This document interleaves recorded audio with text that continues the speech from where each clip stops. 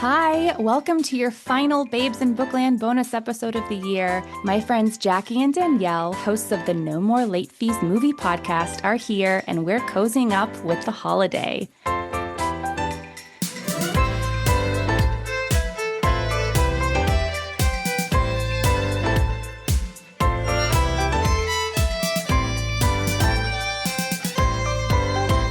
Hi, Jackie. Hi, Danielle. Hello. Hi. Thank you, ladies, so much for joining, coming onto the podcast. I absolutely love your podcast. You guys dive deep into movies from which year to which year? Remind me. 95 to 2005.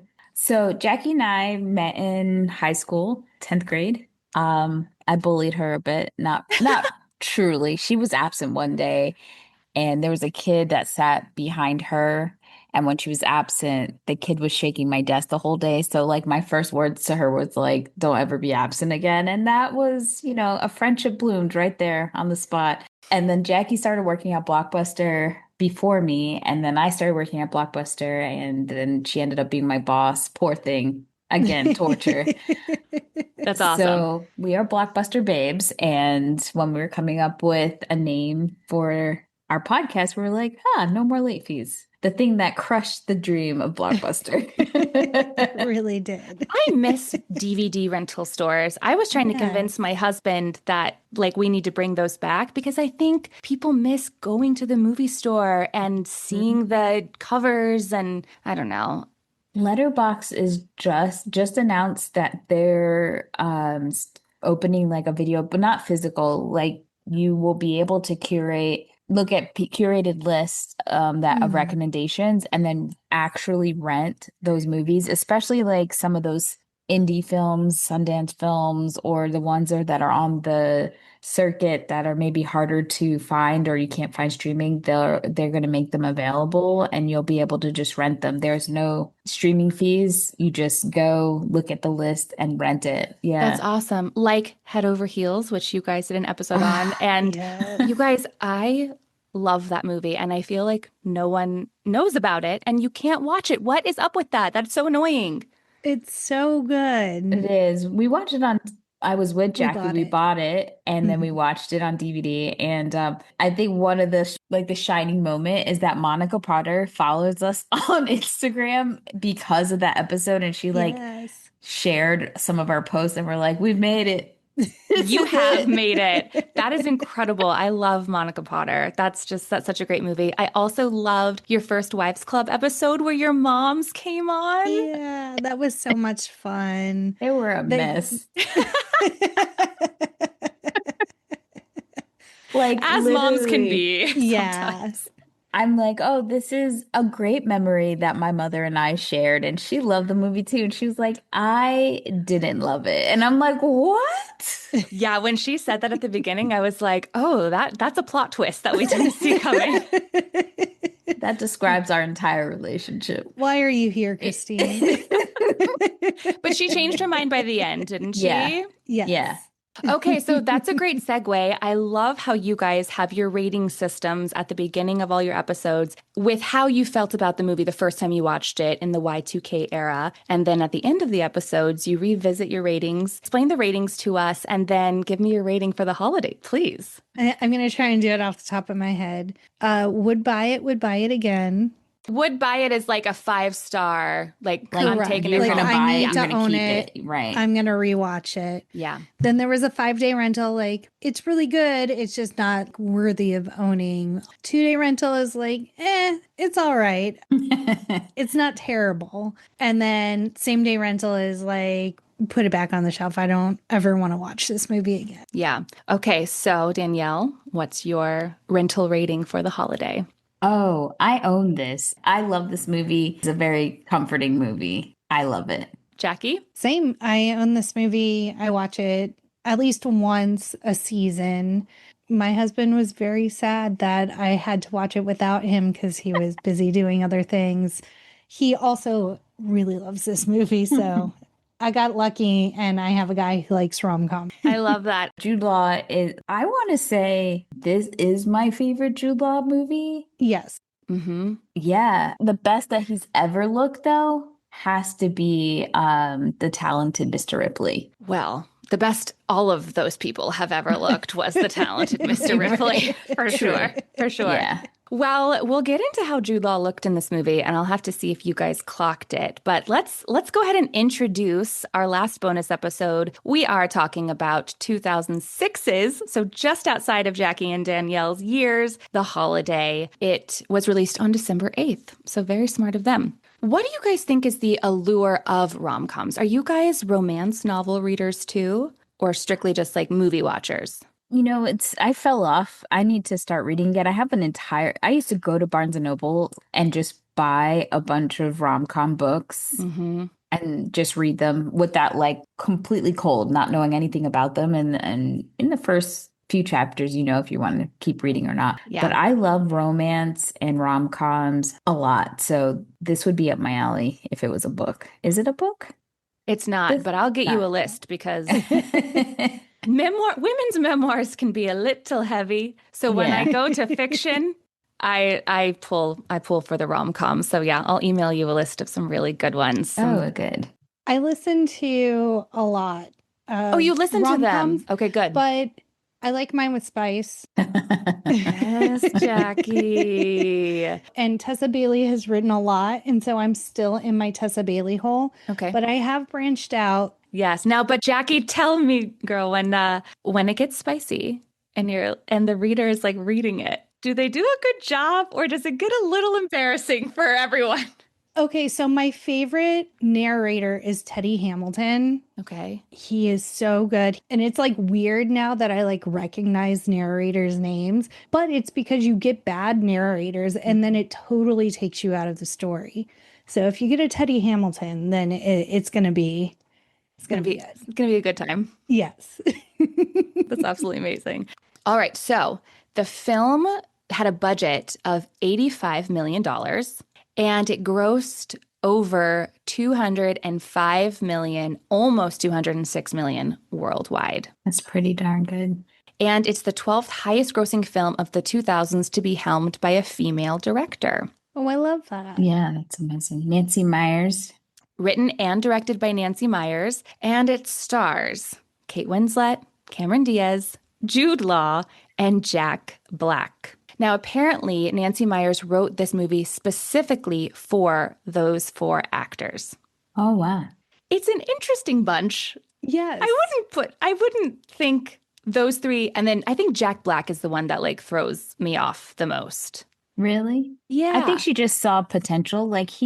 The funny thing is, like, maybe to come up with that initially, not seeing this movie, not knowing his potential as a leading man, maybe not. But like now that you've seen it, you just know, wow, I actually was more attracted to his character than Jude Law's in this movie. Just because I don't know, he had so much charisma and he cared, you know? Yeah, he was so earnest about everything and he was not ever doing anything for like personal gain. Like it happened to be they had a connection, but at first he was just being helpful. Yeah. And yeah, the charisma went a long way. Like you could tell he genuinely cared about her. The chemistry between the two also. Like Jude Law is very handsome. Him and Cameron Diaz without a doubt, but just like I don't know, you could just tell he's the kind of guy who's going to go above and beyond to like take care of you and meet your emotional needs, you know? Yeah, and he's a great mirroring of who she's been longing for this entire time. Yes. This very narcissistic, self-serving fox of a man. I mean, that man is very attractive. Yeah. Yeah, you're right. I love that you used the word earnest, Jackie, because I completely agree. There's an earnestness about him. Only thing that annoyed me was I was like, ugh, Maggie's not good for you. Stop pining over her. Right. But, you know, they both had to stop pining for these people who weren't right for them to see each other. Yeah. I also like the fact that they never talk about his looks or his weight or that he's unconventional in any way. They just treated it normally. And I really love that because sometimes in some of those rom-coms, when someone is unconventional, they really put it in your face constantly and it just like throws everything off, you know? Yeah, there was no makeover montage here. Like you didn't need that. Right. And I think it's really coming from women writers because at the heart of it, it's like we lean into those emotional connections more than the physical most of the time. And having a female writer and director, she really honed that, where we don't need to focus on his looks. It's how he treats her, how he gives her attention, and is just very doting. They were friends first, Yes. which I love. Yeah. And I think that's such a beautiful place to start. Jackie, you said you're married? I am. Were you guys friends first, or was it love at first sight? No, Ken will say love at first sight. Like, and pretty much after we met, we were inseparable. So That was the Jude Law, Cameron Diaz. yeah. Danielle, do you have a partner that you friends first or love at first sight with? Oh, I'm just in this trio with her and Ken. She watches all of the melodramas that I personally do not care for, but Ken loves. Like, his favorite movie is Pride and Prejudice. So Which it's version? like, he'll take either. He loves the score for the Keira Knightley version. And then that one tends to be the one he puts on just because it's a movie length and not a movie series. But he will watch either. Yeah. Also, the shooting, that one shot scene, amazing. But for me, the way I fell in love with it was the Colin Firth version. But Ken and I will watch the things and cry about the things that Jackie just like completely rolling her eyes at. Yeah. And like Nicholas Sparks just is like the bane of my existence. What? And wait, you don't like The Notebook?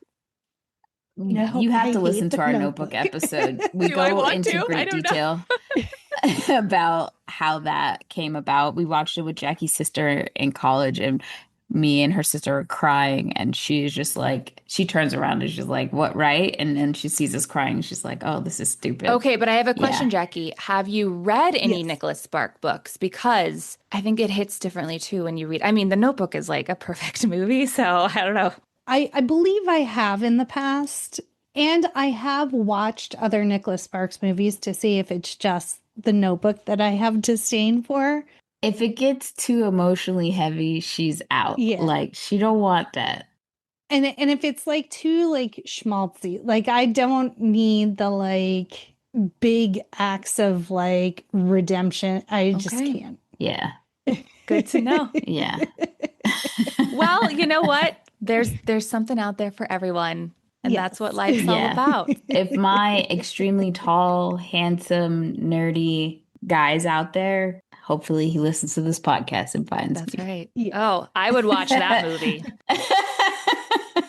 Our meet cute on a podcast. It's just like listening to your podcast and oh my God, he recognizes your voice in a bookstore. I have to meet her. I just try to invite everybody cute that I find on TikTok on the podcast and try to keep my composure. That's actually pretty genius. You can just guess which of our guests I've had the hots for. They have no idea. They might now. No. This is the part that I'm putting on my Instagram.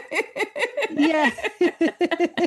Sometimes they just need that nudge. You know what I mean? Sometimes guys really don't get it. They really don't get it. You have to like spell it out for them. You're like, hello, I like you. Okay.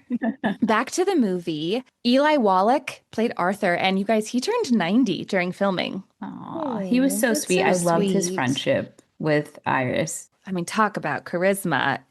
I feel like you're just born with it, and it doesn't go away, even if you are 90 years old. Yeah. Okay, so did you guys know that Jack Black has a badass mom? Have you heard this? All right. Yes, Judith Love Cohen was a pioneering aerospace engineer and one of the few women in the field during her career. She helped develop the abort guidance system for the Apollo program, which was crucial for the Apollo 13 crew's return to Earth after their mission malfunctioned. Jack Black, good job. You're a celebrity. We like you. Good actor. But your mom is really where it's at. Women in STEM. A couple of fun cameos. Lindsay Lohan, who did the trailer as a favor to Nancy Meyers. She had directed her in the remake of Parent Trap, which is one of my all-time favorite movies. I think that one probably falls out of your... Was Parent Trap before 2005? We've done the which Parent I Trap. love and Jackie does not. Jackie! I prefer It Takes Two. I did an episode on It Takes Two. One of my deep dives. I do love that one too. I was a member of the Mary-Kate and Ashley Olsen fan club. Oh, another cameo in this movie. I think John Krasinski was in it, and then we Yes. see him later in It's Complicated, which is another Nancy Meyers film. And then Dustin Hoffman randomly shows up in the Blockbuster scene, which he That's was right. just at Blockbuster, and he said, "Sure, I'll shoot," which I think is amazing. Yeah, he was just driving by and was like, a film set. I'm Dustin Hoffman. Let me just go see what's happening over here. And they were like, yeah, we'll make it work. I know, it's very fun. Hollywood really is such a small town. James Franco is also in this trailer situation. Well, yes, that too, but also in the trailer. Every movie's got a dark spot in it. A stain, if we may. So The Parent Trap was Nancy Meyers' directorial debut, which I'm sure you guys covered. Although she had already written some bangers by then, including Father of the Bride. And Hans Zimmer did the score, and it's beautiful. Yeah. I would own this soundtrack, I think. This would be a good one to play while you're like baking cookies or doing whatever, maybe decorating the tree. I would do that. Mariah's Christmas album, and Kenny G, you guys. I love Kenny G's Christmas album. I am an 85-year-old grandmother. Funny enough, I think I have beef with Kenny G now because I found out that one of the hardships that Toni Braxton went through was because of Kenny G. And you guys should really, if you want to take a little fun deep dive into that, definitely do that. He did some real punk ass shit to poor Toni Braxton, and now I've got beef with Kenny G. Didn't think I never really conceptualized him as like a real person. Right, he's just a saxophone. So when I found this out, I was like, oh damn. You know what, Danielle? Maybe she wrote a memoir, and maybe you'll be my guest on that episode. I'll have to find some like anti rom-com lady for Jackie to be on the episode. Somebody who's just like doesn't cry, doesn't like anything too judgy. I'll find books for you too. Don't you worry. You think you're going to get out of my grasp just because I'm not doing movies anymore? I don't think so. All right. So we all talked about how dreamy Jude Law was, but did you guys notice there was like a skin tone change throughout the film for him? Did you notice that? Like he was less pale? Yes. He goes from pale to tan because they shot the exteriors in the UK first, and it was freezing. And then for whatever reason, as they do in movie land, they filmed all the interiors, including the UK interiors, in LA. They were all built on a studio set. So they moved to LA. And when he came out to LA, there was a 5-week hiatus, and he was just living in LA outside by the pool, getting tan. Oh, Jude, messing it all up. Next time you guys watch, you'll see it, because I read this trivia fact before and I was like, no, it's pretty obvious. He is significantly tanner inside of all of the places, which is really great. All right, another fun fact, homeexchange.com is real. Yes. Where would you go? Oh, boy. I think I always wanted to go to Spain, but now I feel like I would change it to Portugal. Okay. Jackie? I did really love Barcelona when I went, so I would 100% go back. But the first place that popped into my mind was Japan. Yeah. I should have said Korea. That actually makes more sense, right?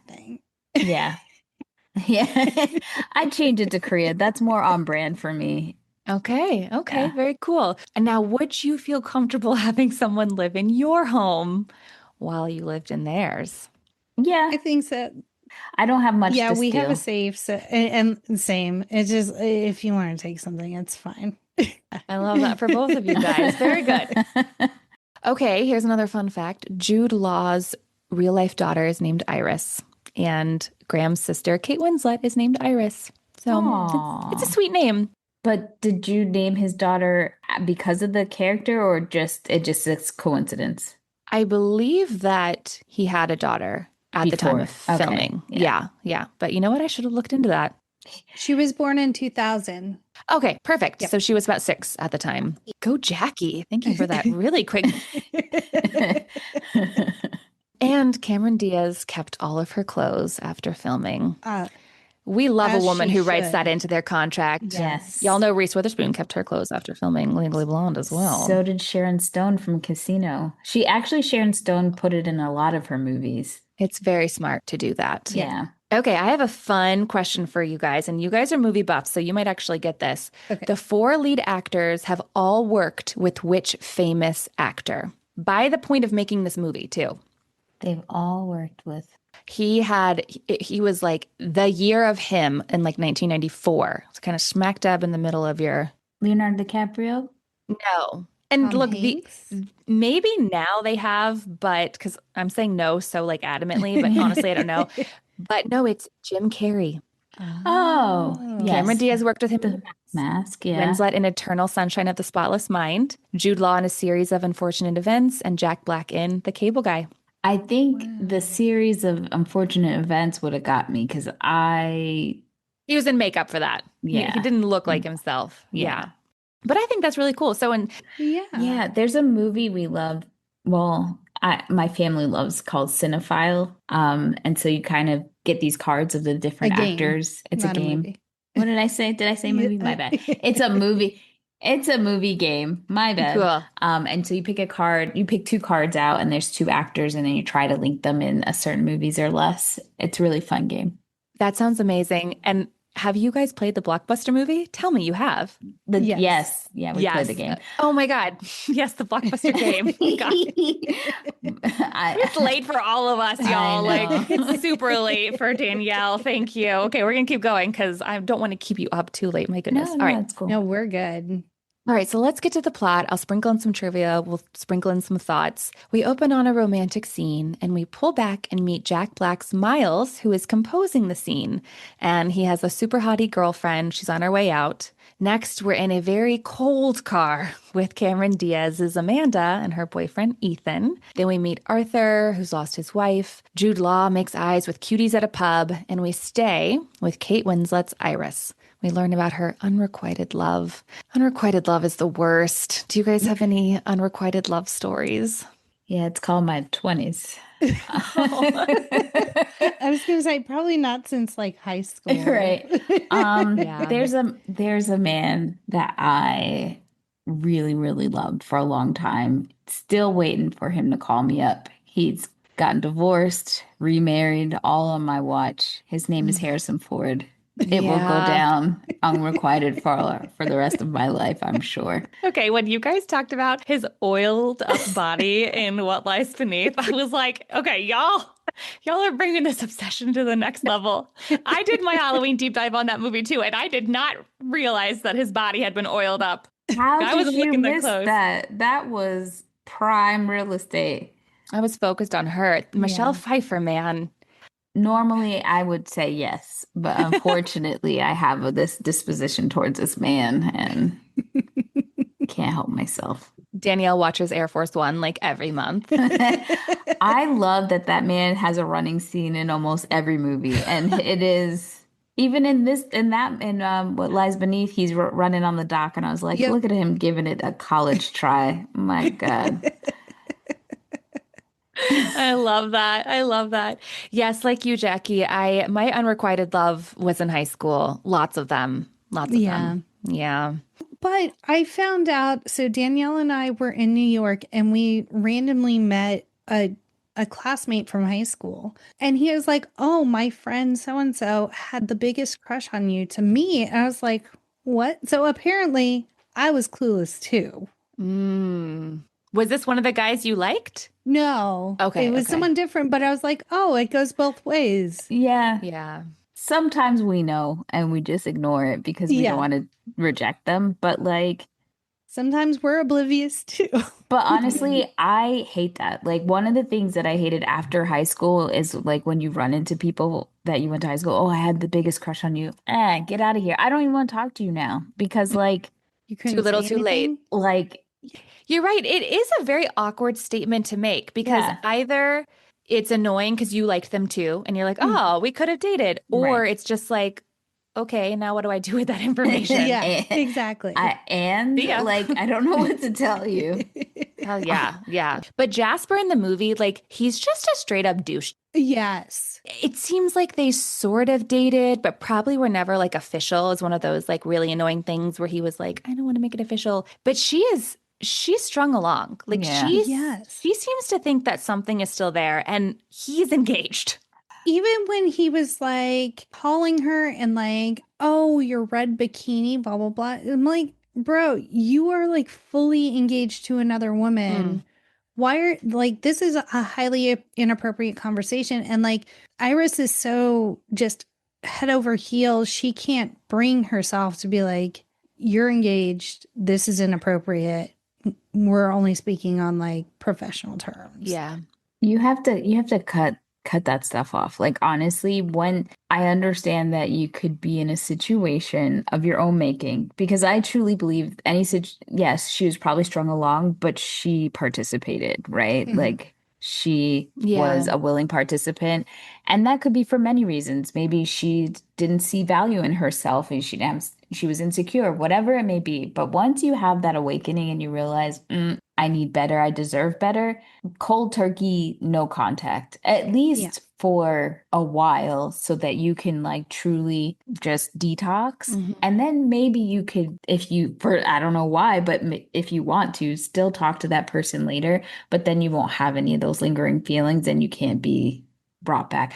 And let me tell you, nothing drives a man crazy more than you leaving in silence. Well, we see all of that play out, Danielle. Yeah. And I mean, it's tricky, right? They work together. I understand she couldn't really cut him off cold turkey because she has to work with him, right? Fine. But I think one of the things that I personally really loved about this movie is, yes, it's a love story between Cameron Diaz and Jude Law, and ultimately a love story between Kate Winslet and Jack Black. But it's a love story between Kate Winslet and herself. Like she learns to love herself and value herself, and she stands up for herself. And I think one of the best moments of the entire movie is when she basically tells Jasper to fuck off, you know? Yeah. Yes. I was rooting for that more than I was rooting for like Jude Law and Cameron Diaz to kiss, even though I loved that scene when she runs back to him too. Yeah. And so Rufus Sewell, they dated briefly in the 1990s after meeting at the Royal Shakespeare Company. They were together for about 3 months and then they just remained friends.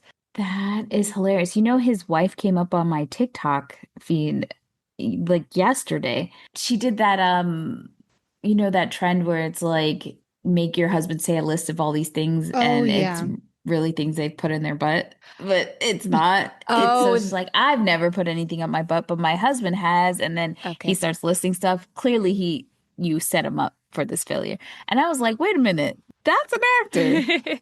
But he always plays such a bad guy in all these movies. Yes. He does. I've He's never got that seen look. him as a good guy. Yeah, he's got that look behind his eye. I'm sure he's a good guy in real life, which is why he can play bad so well. True. As we've all found out, some of these really good guys are bad in real life. Horrible. Okay, so with this scene specifically, and within Hollywood, writer and director Nancy Meyers is known for doing a rather large number of takes for any given scene when she's shooting her movies. And so apparently this scene, this Christmas party newspaper scene, there were a lot of takes. And by the end of it, Kate Winslet was basically begging for them to be done. She was like, please tell me that we've gotten it. Like, come on.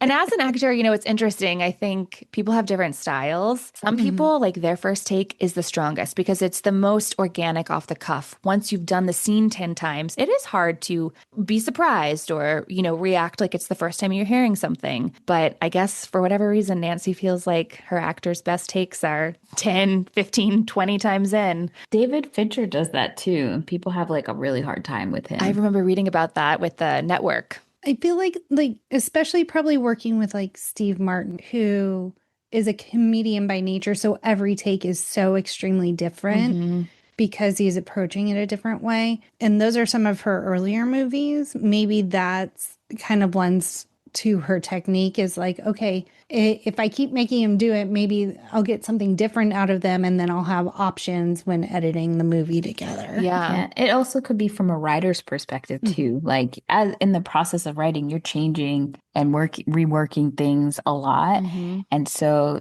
her brain might just work like that, where she Mhm. needs to have some options to see how the best way to put it together. Yeah. So Did you guys find anything about that when you were doing the Parent Trap episode? Because I think that's where it would get tricky, right? Like Lindsay Lohan's playing two different characters. You kind of need to know no. how you set it as Annie so that as Right. Hallie, you can respond, right? Yeah. Yeah. Okay. Back to the plot. We follow a forlorn Iris to her home, her charming cottage, which was fake. I was so bummed to read that. The cottage is not real. The exteriors were built in Surrey, England, but the interiors were filmed in LA. And so then we go to LA, Amanda's beautiful mansion, which is real, but was shot in San Marino, California, though she's supposed to live near Brentwood, which San Marino, Brentwood, about an hour and a half away with traffic. The interior sets for Amanda's house were built on a soundstage as well and cost approximately $1 million without exterior walls, a roof, plumbing, heating, or electricity. So That's crazy. I know. And this is in 2006. Yeah. So even more now. We watch Amanda. She's a trailer editor, and her boyfriend Ethan break up because he slept with his receptionist or assistant type person. Which is funny because their first movie, her and Ed, what's his last name? Yeah, what is his? Their first movie together, he was cheating, but with her, with Cameron Diaz's character in Interesting. that movie. Oh, very interesting. I just loved how she kept being like, tell me you cheated on me. And he's like, I didn't. And then finally she's like, it's over. Come on, come on. And he admits to it. And I was like, oh, you should have just admitted to it at the beginning, you asshole. She knew women's instincts, y'all. We know. Yep. When I was deciding on a major, I majored in film and video, but like that was my goal, to cut trailers for a living. And I never did it, but that was like, I want to be in a room by myself, just editing. And now I do a podcast where I'm in a room by myself editing after we record. So, And how's your lower back doing these days, Jackie?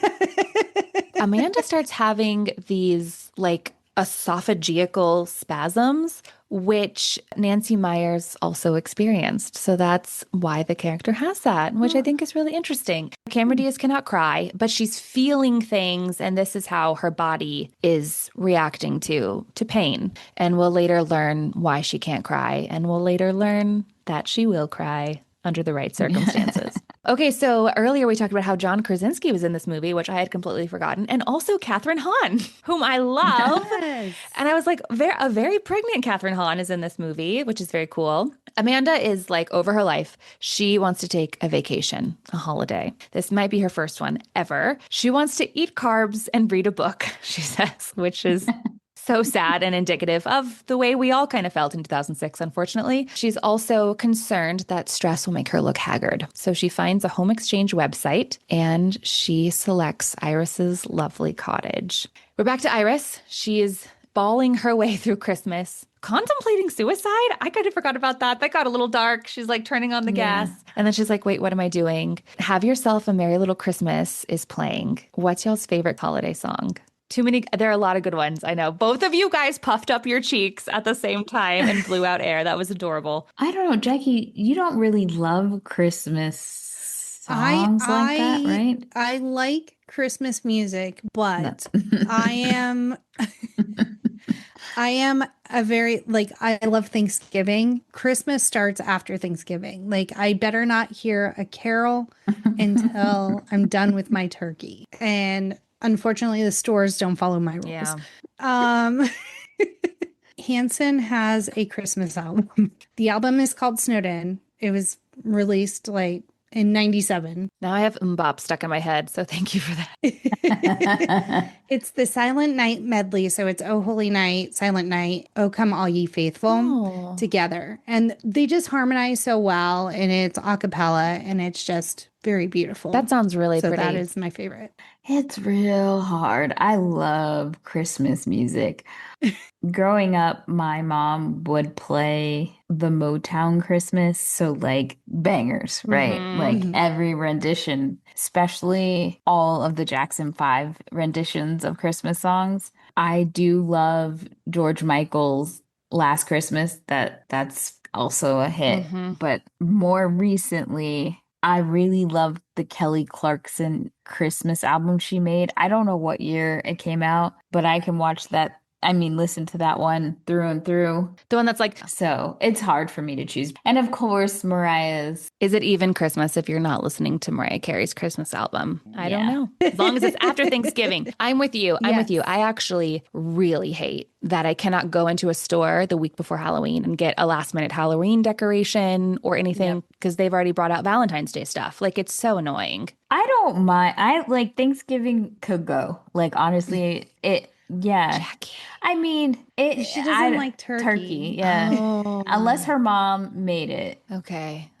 That's like the only time I'll or smoke turkey, but it can go. Like, we are celebrating a genocidal holiday. I don't understand. Like, at least can we rebrand it, call it some, like, base it on something else. I wouldn't mind a rebranding. Yeah. I just really enjoy like everyone getting together for a really good meal and dessert And no presents. and then just watching. Yeah, it's not about Right. bringing a That's why, like, I'm with you, Danielle, realizing what we were taught in elementary school and what it actually was bananas. But this idea of like taking a day just to be grateful is beautiful. I love the food. I do. Like, I love it. I love it even more when I don't have to cook it. Yes. I also wish it could come in a different time of the year. It feels like a lot of pressure to have things do all the prep for this one day and then literally days later we're at Christmas. So I think that's also where I'm like, oh, this is stressful for no reason. My family does we're very non-traditional. And so we do have a Thanksgiving song and it's literally just the Golden Girls theme song that we sing before we eat. I love that. Like if we have new people or like invite friends that have not experienced that before, like my brother gets really embarrassed. Like, we don't have to sing the song, guys. I was like, no, we're singing the song. No, you have to sing it extra loud now. So Iris sees Amanda's messages about wanting her house and she sees an opportunity and they decide to swap houses. ASAP, which I thought was really funny. On the flight, Iris is nestled back in economy. She's like sending Jasper a note and she's like, you gotta let me go. And to Danielle's point, just let him go yourself, girl. Like, come on. What more do you need? He has put a ring on somebody else's finger. Lady. Yes. Yeah, that's rage bait right there. Yeah, seriously. Yeah. I just take the initiative. I mean, she kind of did, right? She was like, I'm getting the hell out of here. I'm going to LA. I love that Amanda's flying first class. It's very, very on brand. She's sleeping flat on a plane, which is definitely on my bucket list to do one day. Did you guys like the trailer narration that happened during Amanda's story parts? Yes and no. You're like, yeah, like it at times, what took me out more was her talking to herself a lot. Do you not do that, some Jackie? people do. I was gonna say that that seemed normal. I guess I just don't talk to myself out loud that often. So I'm like, what is she doing? But I don't know. I thought I did it because I live alone. So like a lot of times it's me, myself, and I. But I don't know. oh, I do Alex says she does it too. I do. And my husband's like, wait, hold up. Are you talking to me or are you talking to yourself? And I'm like, I don't even know. When I lived by myself, I got a dog so that I did feel less crazy about talking out loud to myself. So They actually say, scientists say it's really good for the brain to, and especially like, people do affirmations and stuff like that, to ask yourself like emotionally when you're trying to like deal with complex emotions, to ask yourself certain questions and respond. It actually helps your brain to digest it. So that's really cool. And I could see why, because it takes you out of the emotion for a second to sort of check in with yourself. That's cool. Okay, Danielle, did you like the trailer narrator? I mean, it fit because she, it goes with her character. So I don't think it really took me out. I didn't really think about it, honestly. Yeah. I just kind of you just like, oh, You roll with it. That makes sense. Yeah. Trailers nowadays do not have the man who's like, da da da da da da da da da. Honestly, I'm really excited that more recently studios have decided to partner with editors on social media to help them make promotional trailers and stuff, because some of these editors on TikTok and YouTube are like amazing. Yeah. I think the trailers that are coming out now kind of annoy me because they tell the whole movie and it's like you're not even surprised anymore. I agree with you. I try to avoid trailers now. Yeah. I saw two movies recently where I did not watch the trailers beforehand and they both did not pan out for me. And so I'm like, the strategy in theory seems great, but then Jackie's going into 28 years later being like, where's Sandra Bullock? Where is she in this? where's Alan Tudyk? We saw a tweet like a while ago where somebody was like, working at Blockbuster, one of the best things that they used to do is that when people would come in, they would recommend 28 Days Later as a sequel to 28 Days. It was fun to mess with people like that. Yeah. Y'all are bad. That's why Blockbuster went under, okay? Because of that shit. Okay, so back to the holiday. Iris is in LA. It's warm and sunny, very opposite of snowy Surrey, where Amanda is being driven to as close as Iris's cottage as the car can get. She's going to have to hoof it in her heels. Also, why are you wearing heels, Amanda? You just flew, but who are you dressing up for? Herself, maybe. I don't know. Yeah. But she gets there and it's adorable. Iris is blown away at Amanda's house. Okay, guys, which one did you prefer? Amanda's house or Iris's cozy cottage? Amanda's house. Like, without question. Electric blackout curtains. Yeah. I would never leave that Life-changing. bed. And the DVD wall. Yeah. Like, between those two things, never leaving that room. Amanda is going to have to evict me from her house. Right. The cottage is cute, I guess, but like, Yeah. look, when you are poor at some point in your life, this little quaint one room bungalow ain't Made doing of it for me. stone. Yeah, nah. Yeah. I was just thinking about the plumbing, the electricity, like how old that place was. Lots of problems. You could pass me with that. Yeah. I'm good. I think I'd like to stay there for like a holiday. But you're right. I wouldn't want to Yeah. live there. I'd feel very claustrophobic, especially like you have to walk so many places. That one, Yeah. I didn't understand the car thing because then Amanda was able to take Iris's car. And it's like, well, where was her car? Was she able to get it to the house? How come the driver couldn't do that? Iris's car is real tiny. Yeah. That was a real actual logistic thing and when they were shooting the movie that it really could not go that far. That's why it's written into that. Oh, wow. Yeah. Look at you. I didn't even find that anywhere. Thanks for also doing your due diligence. I have prepped for this movie and I don't remember why. And it must be that I watched like some behind the scenes something, but it's there. We are grateful for that. Okay, how do you guys feel about the exchanging of the cars, though? How does that work? I feel like you would need insurance. Look, if I was Iris, girl, you could do whatever you want. I see this house. I know how much money you got. That's true. Yeah. I'm not worried about a thing. That's so Not- true. You know? Speaking of Amanda's amazing house, when Kate Winslet does her little happy dance, that was improvised. I thought that was sweet. We get a very beautiful Nancy Meyer kitchen. This lady is known for her kitchens in all of her movies, and I wish I could just pluck them and put them in my house. All right, Amanda settles in, and she has a scary moment driving on the opposite side of the road. She ends up at a cute little market, just kind of like buying whatever looks good, and she's drinking her bottle of wine. Have you guys ever done that? Like had, not wine maybe while you're shopping, but like busted open the bag of chips? Never. Really? No. I just think of like my mom would have beat me if I did something like that. Like, look, I don't want to bring race into it, but as a Black person, ain't no way that I'm able to feel comfortable enough. I'm already thinking these people think I'm stealing something. So Yeah. I'm just trying to get my shit, pay for it, and get out safely. So no. Ken will do it. And I'm just Of like, course no, he you haven't will. paid for that. Like that's against the rules. It's But against the rules. No, Jackie's real I'm a You're a rule I'm follower. follower. Yeah. Yeah. And Ken is like the kind of ADHD where he has like righteous indignation if people are not following the rules, as long as he thinks the rules are valid. But Mhm. if he thinks like, oh, I'm going to pay for this, of course I can open it. That's a silly rule that I have to wait till I pay. Then that's when lines are blurred for him. I just took my kids to the grocery store and both of their water bottles were empty. Sometimes you pick them up from school, their water bottles are empty. They were like, we need water. We need water. It's like, all right. I'm like uncapping it and they're like, can you do this? Is this okay? We haven't paid for it. And I was like, we will pay for it. You are thirsty. it's okay. But yeah, I'm not the person who's always like going in, popping. Although I will say, if you're not supposed to shop hungry, maybe it is a good idea to sort of snack as you shop so that you're not overbuying. But this was funny. I just thought it was cute. She's like glugging a bottle of wine. She's like, woo, Yeah. bread and carbs and wine. Yay.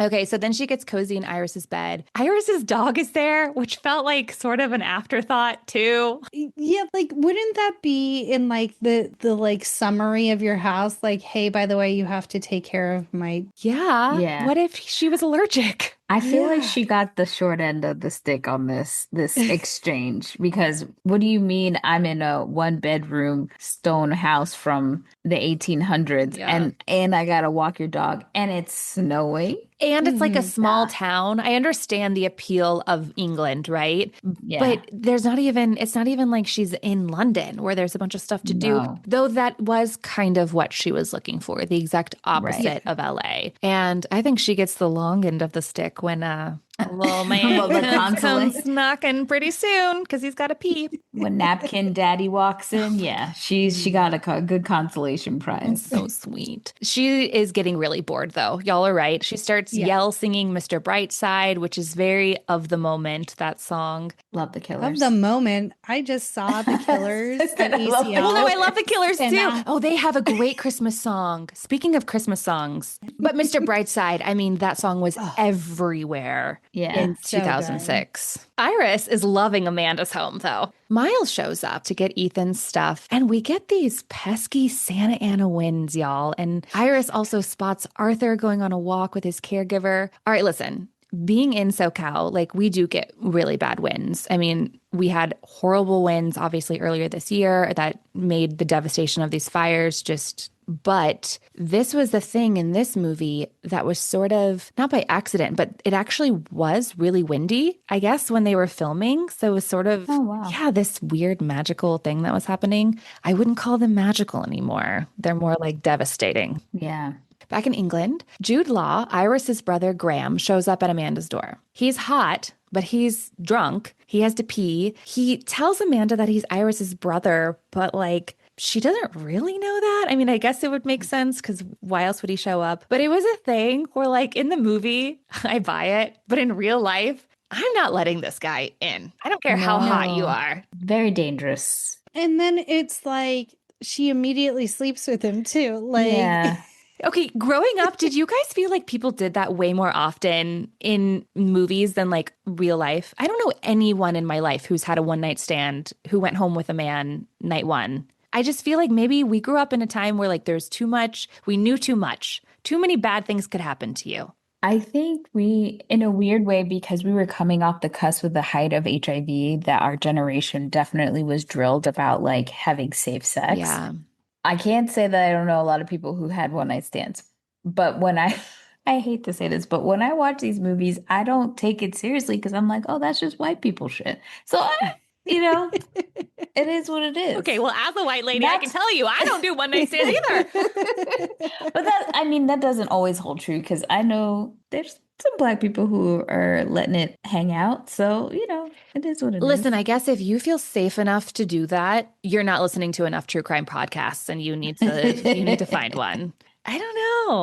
I do have friends who have done it, but I feel like they're at least a few years younger than I am. So like Danielle said, we got a lot of stranger danger. Mm-hmm. Yeah. Whereas I think like the younger generation, slightly younger, they weren't as worried. I will say I've had some vacation trysts, right? Which is like, I don't know, when you're on vacation, your mind kind of shifts a little bit and the same rules maybe don't apply and you're just like, I'm gonna have a little bit more fun because it's a vacation and you don't but I always trust my gut like when I'm hanging out with someone, but I don't think I could do it the first day. Like I just met you.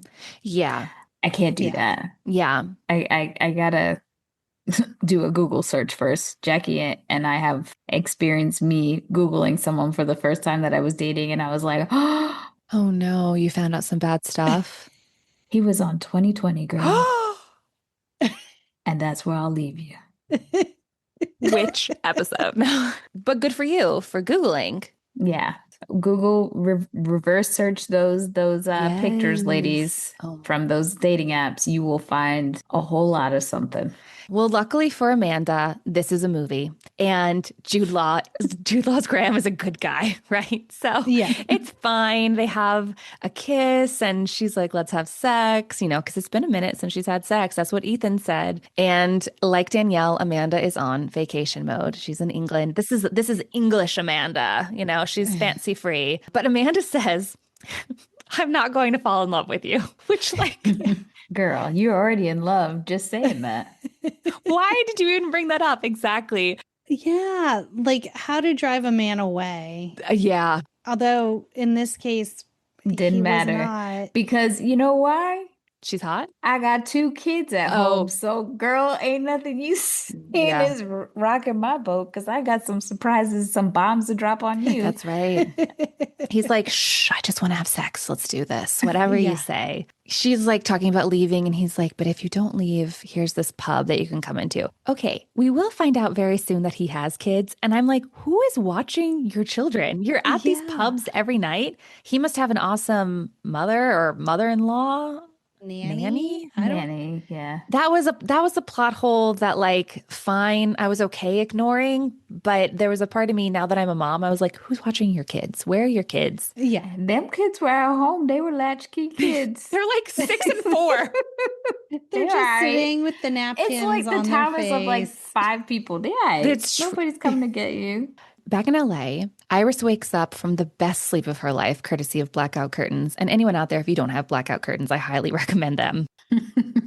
They will change your life. But then Jasper calls. He wants her to read something of his. Ew. Back in England, Graham walks into the pub. He's looking for Amanda. He doesn't find her. He's all bummed out. And then the sea parts and she's there. She's beautiful. And Beauty and the Breakdown by Frou Frou plays, which was also a song of the moment in 2006. And that pub that they featured is real. It's called the White Horse, and it's in Sheer, England. Back in LA, Iris comes upon a solo Arthur who can't remember how to get to his house. And luckily she can. I know. It was such a sweet moment. She takes him home and they become fast friends. He's very lonely and Iris is lonely, and she asks him to dinner and she learns all about his incredible life. He's a famous Hollywood writer, and Iris tells Arthur all about Jasper, and he tells her that Iris is a leading lady behaving like a best friend.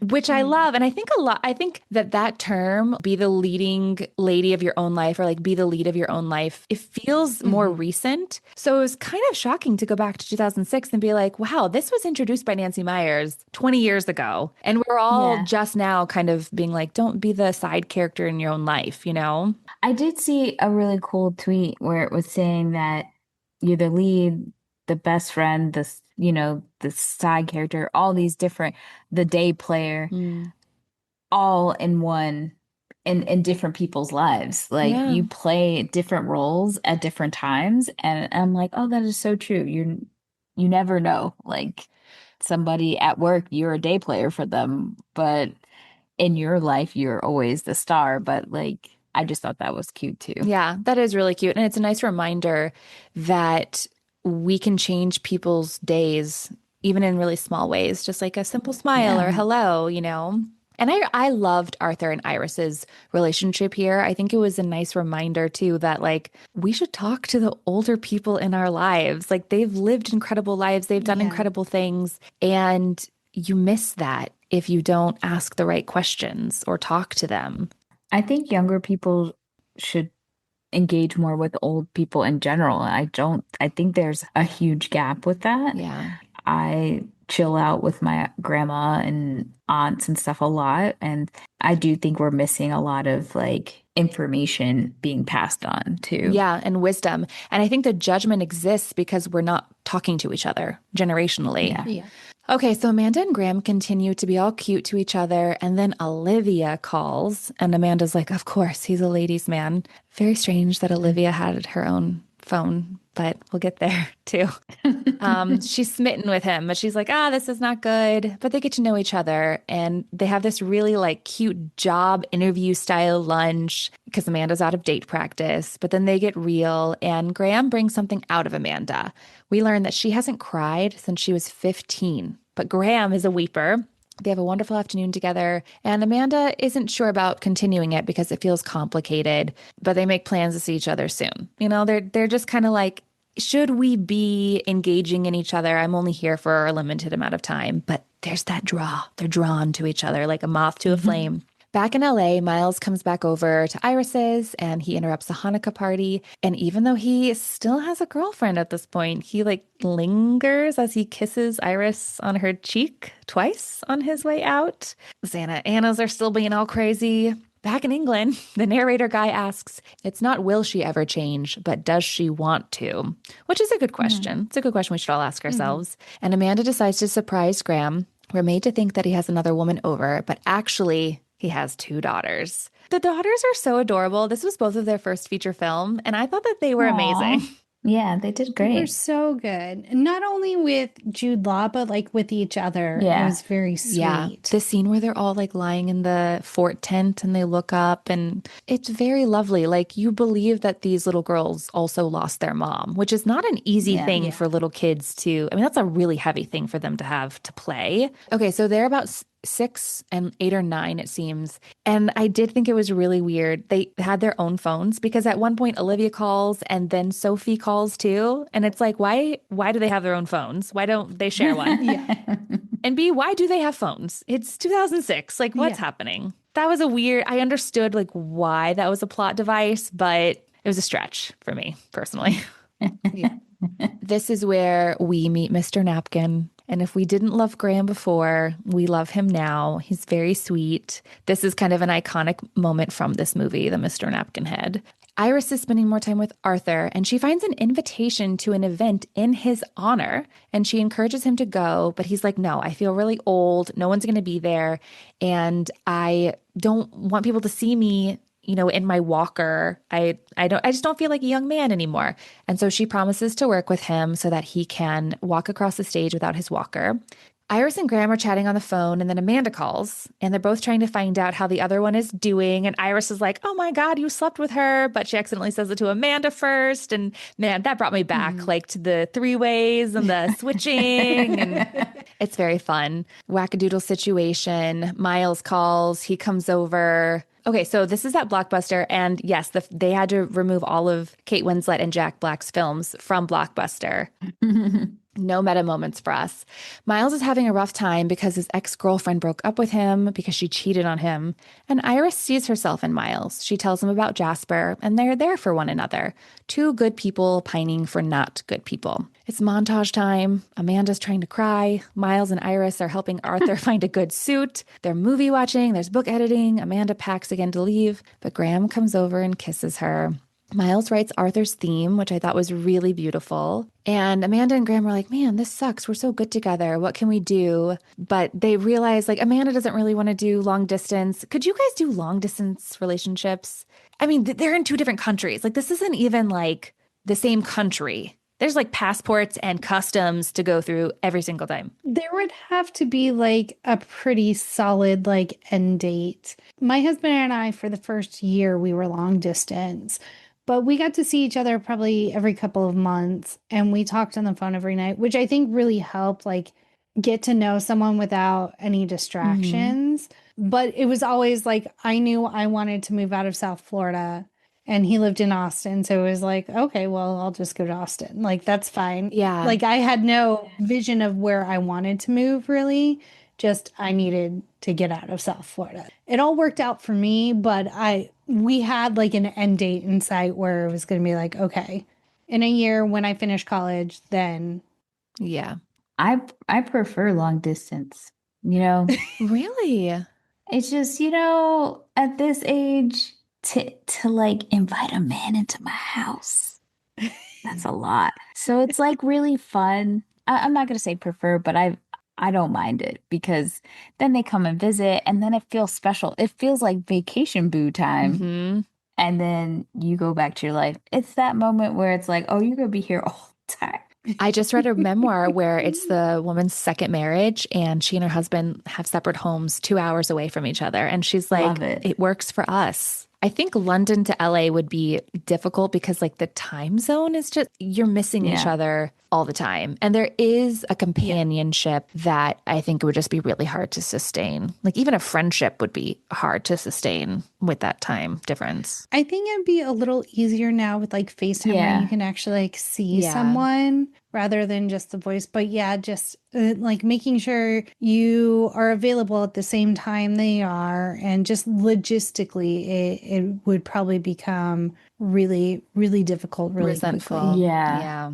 Eventually, like, there's this thing that happens if you're not truly, like, even if you're really committed, life happens. Like, you start Hmm. hanging out with people in real time. And Hmm. then it's like, oh, can we reschedule? And then it just, things get pushed back. And then eventually it's done, you know? So Yeah. it can't be for too long, I think. I agree. Okay, back in LA, Miles and Iris are at sushi. The boob graze happens, and this was inspired by a real life Jack Black moment. I guess it happened like when he was talking to Nancy Meyers, and she was like, "Great, we're putting it in the movie."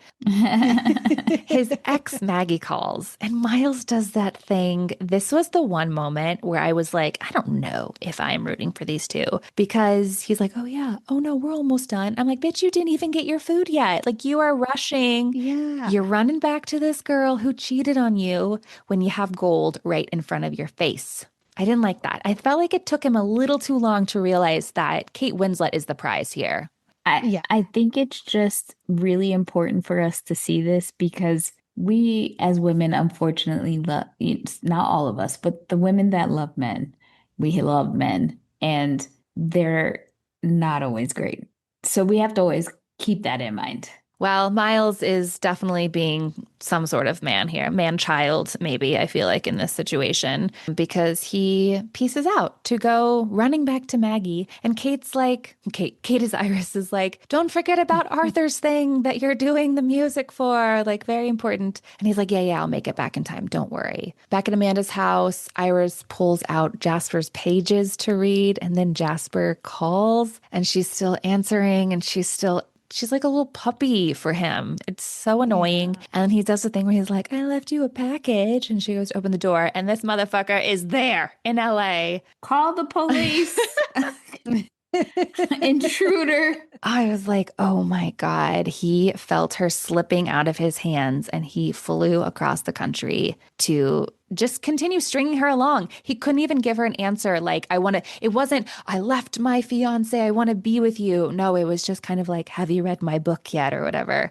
And then Iris straight up asks Jasper, are you single? He won't answer. He's so snaky. Luckily, though, that is the straw that breaks the camel's back for her. And she's done. She has this great speech and she just delivers it so perfectly. It's perfect. And she talks about having gumption, which I love. That's a great word. Can we bring back gumption? Like, that's a great word. I feel like she should have gotten him naked in the bed, taken photos, and sent it to his fiance. I'm fucking and rocking yeah. up all your shit. There's no way. I'm not giving no speech. I'm ruining your Oh my life. gosh. If she were as snaky as he is, but she's good. Yeah. She's just sweet. And she's also realizing it in the moment. I don't think she has enough time to like think of the blackmail option, but it is smart. Because you're right, he's gonna run It's back. not even blackmail. Yeah, it's proof. Just, he deserves it. Yeah. He does. Your man is naked in my bed right Yeah. now. I just want you to know who you're about to marry. She's saving another woman for more heartache. And I would have said, yeah, I read your book and I edited it and it's great. And I would have put some weird shit in it. And then I would have told him to get the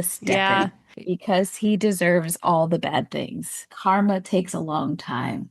I think telling other women, it can be hard because people want to blame the messenger. But I do think woman to woman, we should tell one another if we are the other woman that situation is happening. I mean, it's an uncomfortable situation to be put into. She sidesteps it by like, she asks him, are you single before it gets much further? But like, she didn't ask him right away, right when he showed up. You know what I mean? Like Yeah. So anyways, luckily for her, he's gone. And in our minds, we can imagine that she does somehow send his ex-fiance or fiance some proof.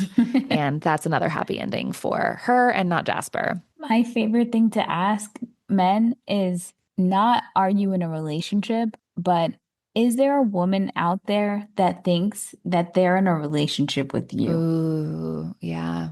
Because That's those good. are two different questions, Yeah. and sometimes you get two different answers Yes. from it. No, that's actually a really great question to ask. I hate that. I hate that you have to think about that, but that's really smart on your part Right. to have realized that there's like duplicity happening there. Ugh, Mm. yuck.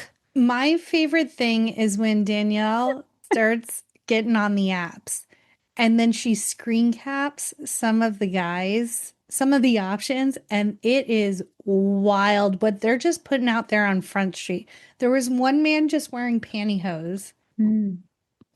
Like you could see his penis?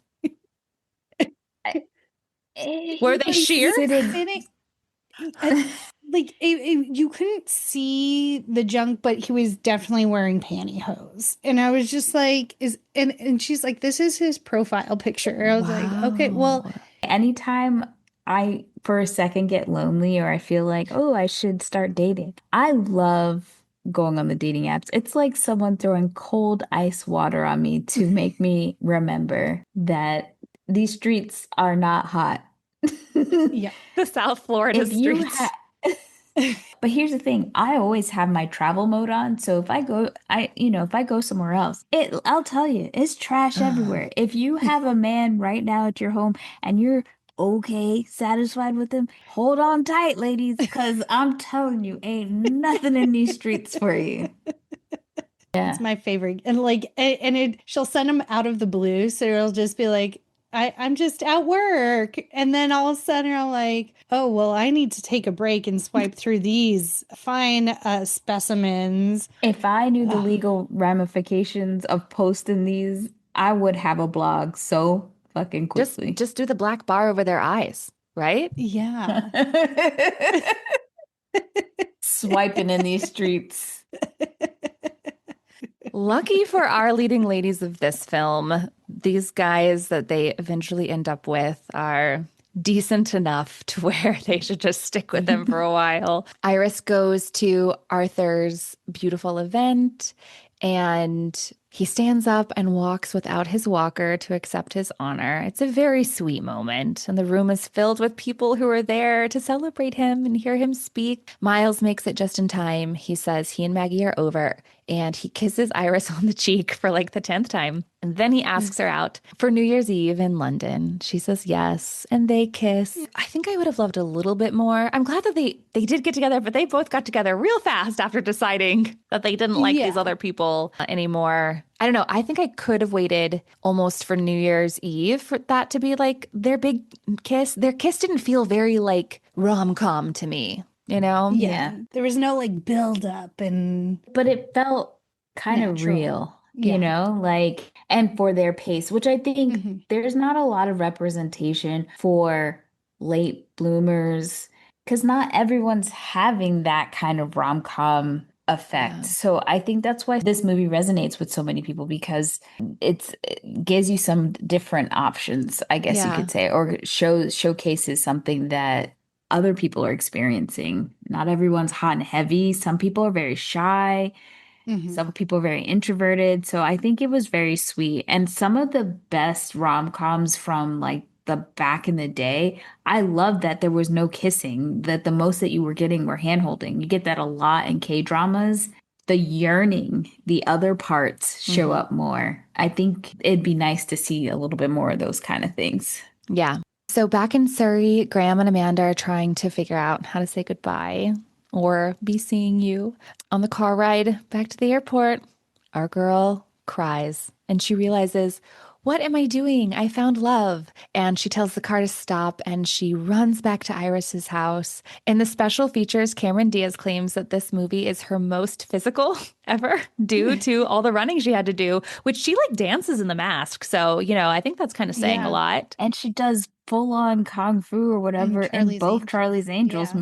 movies. All right, well, there you go. She says she was running like 7 miles a day in heels.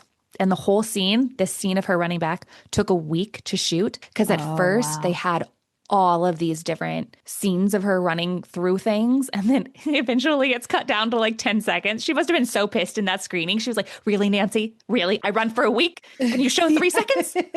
Come on. Yeah. And Kate was annoyed that she had to redo like Drinking a scene where she's champagne. just Yeah, standing in exactly. a newsroom. Yeah. Kate, meet Cameron. So she makes it back to the house and she finds Graham crying. And she's like, why would I leave before New Year's Eve? I should stay. And then we cut to New Year's Eve at Graham's house. Iris is there. Miles is there. Amanda is there. Everyone is dressed up and merry.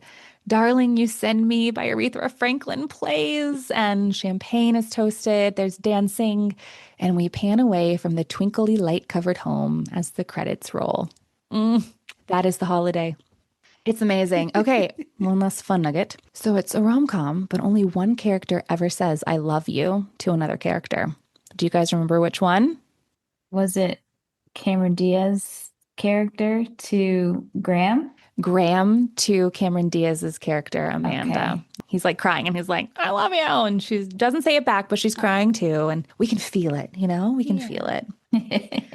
Jackie and Danielle, thank you so much for joining me today. Any last thoughts about The Holiday? It just is cozy. Like it's just Yeah. like a warm little hug. I'm tempted to like light a fire while I'm watching it and like drink some tea or some cocoa. It just makes me so happy. And it's not that it's technically a Christmas movie, even though it happens kind of around the holidays. It's just a good movie to start like the winter season. Yeah. I love all Nancy Meyer films, honestly. So I just kind of feel like you can't really go wrong with the Nancy Meyers movies. This one is just one of the top ones, I think. Yeah. It's really good. It has something for everyone, like we've said. It has these grandiose moments, but it has these really grounded moments. It has cheese, just enough cheese, but then just enough like real life, quiet, kissing each other at Arthur's event. Hey, I see you. Yeah. I like you. I choose you now moments. So And you it's get a great to movie. know the character. There's so much character development. Yeah. A lot of times we go into these rom-coms and it's just like they meet and like they hate each other for like an unspecified reason, and then 2 scenes later they're making out. So They're like together. the slow burn of these characters really getting to know each other, with the exception of Graham and Amanda. But they sleep together first, but then they get to know each other. So there is Yeah. still that development. And I think that's what sets Nancy Meyers movies apart from some of the other rom-coms, is she's just so good at writing character, and you know these people by the end of the movie. Yeah. And you feel like they exist Yes. in the world.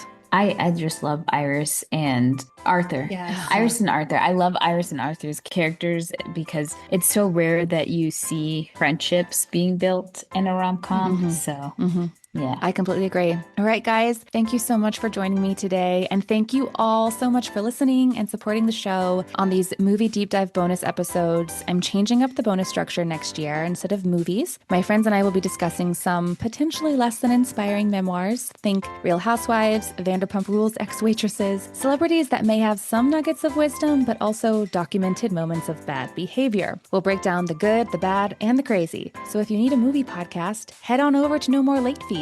I guarantee you they've covered at least one of your favorite movies, probably more. Jackie and Danielle, thank you so much again for joining me today. Happy holidays, happy new year, and be kind, rewind. Thank you so Thanks much. for having us.